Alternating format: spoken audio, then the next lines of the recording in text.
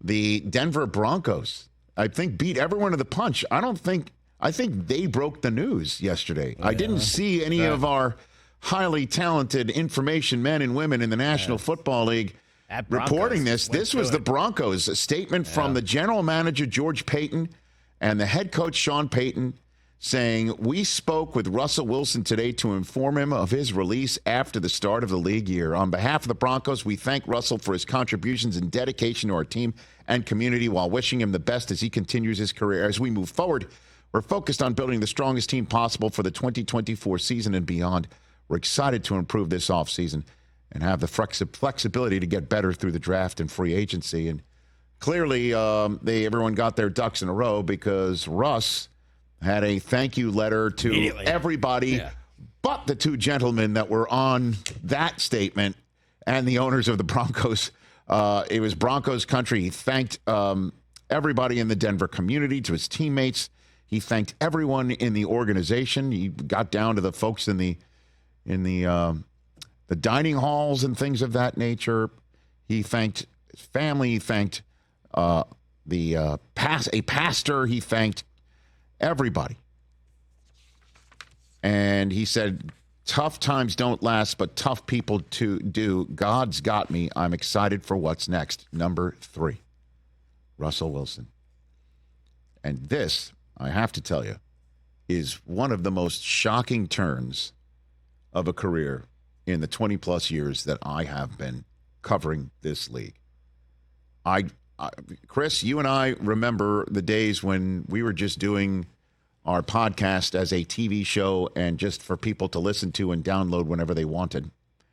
And the season opener of the 2012 season, we had everybody booked. I mean, we had no time left in our hour-long show. Mm-hmm. And the guy that we had been chasing all summer long, we heard from the Seahawks saying, you got 10 minutes with him.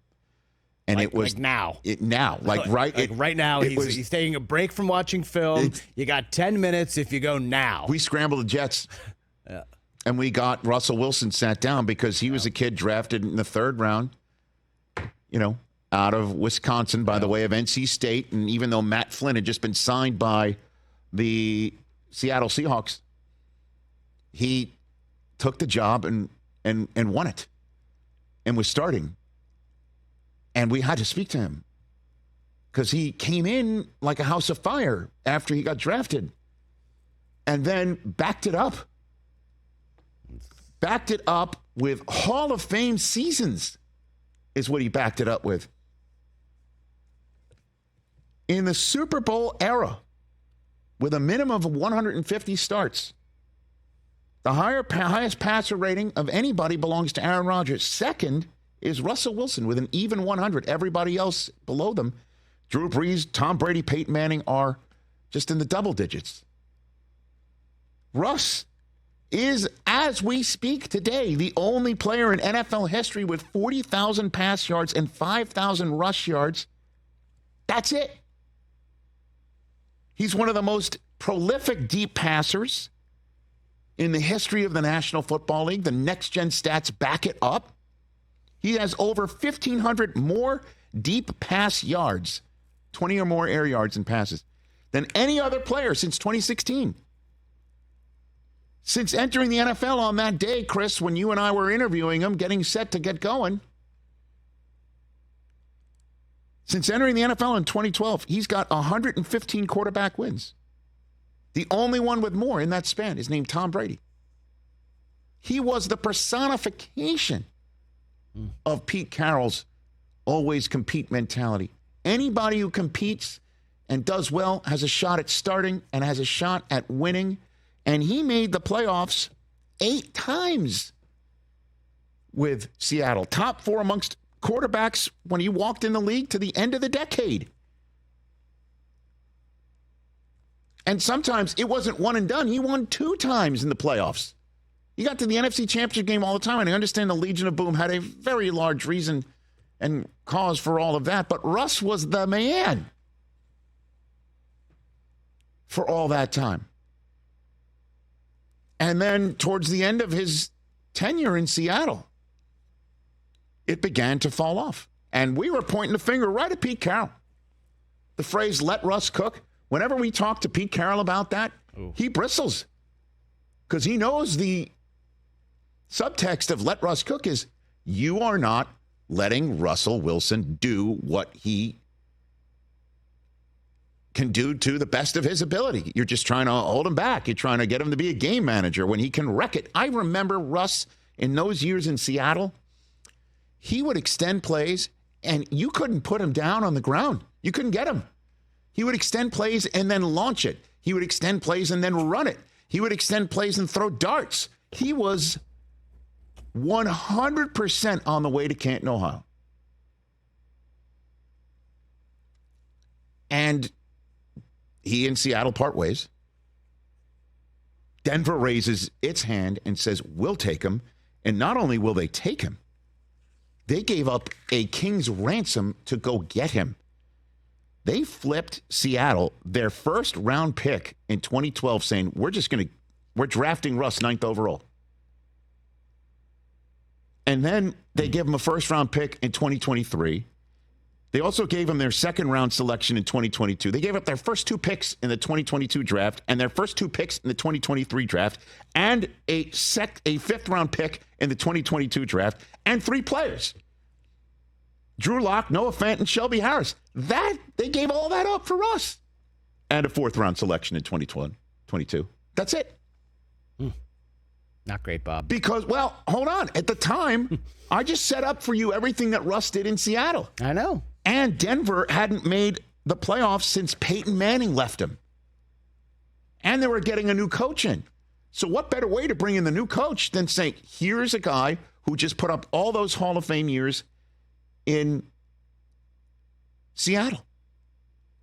And it was first game out from Nathaniel Hackett. Russ in Seattle, zero chill in the NFL scheduling department to put him in Seattle right away. Russ was terrific in that game. And we made a whole hell of a meal out of Nathaniel Hackett not letting Russ cook at the end and sending Brandon McManus out to kick it from, Vancouver.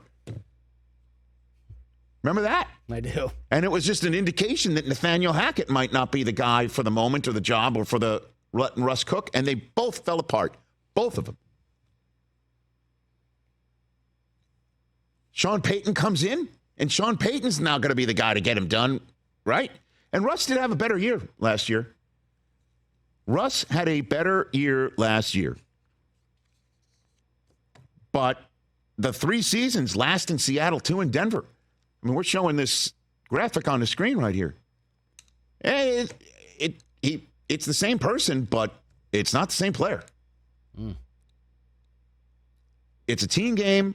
Obviously, it's a coaching quarterback game, and it's not all on Russ, but I have no idea. I mean, this guy was ticketed for Canton, Ohio. Ticketed through his first 9 seasons in Seattle. And now I have no idea what in the world has happened to a guy who, by the way, great. I want to talk about great in the community. He's got the patch I'd want more than anything else. Obviously, you want the C on your chest. You want the Walter Payton Man of the Year patch on your chest. This is as good a dude as you can put in the community and you can hire for your quarterback job. But I cannot believe that the guy that we have been talking about, ticketed for Canton, is now 100% in the Herschel Walker category of one of the worst trades in the history of the NFL. Because for all of that draft capital that Denver gave up, all they got was 11 wins. That's it. 11-19. They got 11 wins. And when they hired him, when they got him to Denver, they signed him to a 5-year contract extension. 5 years, $245 million, 124 guaranteed. And by releasing him, he will play a grand total of 0 downs on that contract. 0. Because the 2 years in Denver was the last 2 years of his contract that came with him from Seattle. This year is where the contract was supposed to kick in. And the reason why they cut him is to save the $37 million salary of 2025 that would be guaranteed fully if he was on the team before March 17th. And I guess they're doing him the favor of getting him out on the market the minute the new league year hits. So it's okay to start talking with him. And by the way, he will be a very attractive quarterback possibility for someone for two reasons. One, the entirety of his salary is paid by Denver, with the exception of what you pay him. Like $1 million. And if I'm Russell Wilson, I'm like, what's the league minimum? Pay me that. Because that's all. Because that's all that would get subtracted from Denver's tab. Exactly. You are sticking Denver with the largest tab possible. Right. Can he play for free, Rich? I don't believe that's possible. Not technically. But I'm sure he did ask that question of his agent at some point over the last whatever. Can I play for free for my next team? So you are getting a quarterback with all this vast experience and history. So with 7+ years, For the minimum zip. is $1.65 million. That's it. Yeah. That's what he'll play for. And then number two, you got a guy who knows this is his last shot at being a starter, I think, with a chance to make the Hall of Fame. That's what he wants to do. He told that to Brandon Marshall. He wants to win 2 more Super Bowls. Me too. You know what? But so do we all, and I understand. I understand, because the bottom line is you have to feel, if you're the team that's going to hire him, that the guy from the first 9 years is still in there. He's still in there. He's got to be still in there. He, last year, in terms of passing touchdown interception ratio rating, which is his forte, and rush yards, fourth quarter comeback wins, he was tied for first. Now, the reason for that might be is that's when he just goes on pure instinct and does the runaround stuff and, you know, and causes all sorts of problems. And he doesn't play that way, or the scheme doesn't have him play that way, or he's pushing 35 and he can't play 4 quarters that way anymore. That's the question about Russ that you're going to have to answer if you're, say, Pittsburgh. If you want to add Russ to the Kenny Pickett mix. Why would you not want to do that? Because you want Kenny Pickett to see if he's the guy, and you don't want But you're paying to look Russ over the shoulder and see number less 3. than you're paying I Pickett. understand, but you want this guy to clear the decks. Don't you remember they got rid of Cam Newton back in the day, the Patriots? Yeah. Because they're just like, it's Mac's show. That's it. We're not going to have him looking over the shoulder and say, is that number 1 coming in? True. That's But what Rich, you want. doesn't If you want to see what your young quarterback can do, you clear the decks in the NFL, because it's a mental game as much as it is physical. As obvious, Russ is obviously a very strong-willed individual, but there has to be some doubt that creeps in his mind after what's happened over the last 3 years as to what in the hell has happened to his Hall of Fame trajectory. Right? Or any other team that might want to bring him in. I hear all this nonsense that the Jets should bring him in to back up Aaron Rodgers. Get out of here with that noise. He wants to have a starting gig this year, and somebody wants to. Why not New England? Why not New England? You know? There's no downside. I don't know. You pay him hardly anything. You still take a quarterback at 3 then? Absolutely. Absolutely you do. Yeah. Okay. You have them, get them ready. But, that's not the best plan. You need to fill up that machine with a Not lot the best plan. of excellent young players, but I don't know. All I'm saying is he comes at 0 cost, essentially, Yeah. and a huge chip on his shoulder, because if this doesn't work, let's say he gets a starter's job somewhere and it doesn't work out again. What now? He's all of a sudden he's a journeyman. Is Russell Wilson going to turn into a journeyman? He doesn't want that. He wants to go to this next. You know what he wants? He wants what happened to Baker Mayfield this past year. Yeah. Where you go to a spot, you start showing what you can do, what you used to do, what you have done before. You do it again. You take a team to a division title and to a playoff win and start showing everybody that you are not cooked. That's what he wants. I don't know if he's going to get it. I cannot believe this has happened. Catch the Rich Eisen Show every single day on the Roku channel, 12 to 3 Eastern, for free.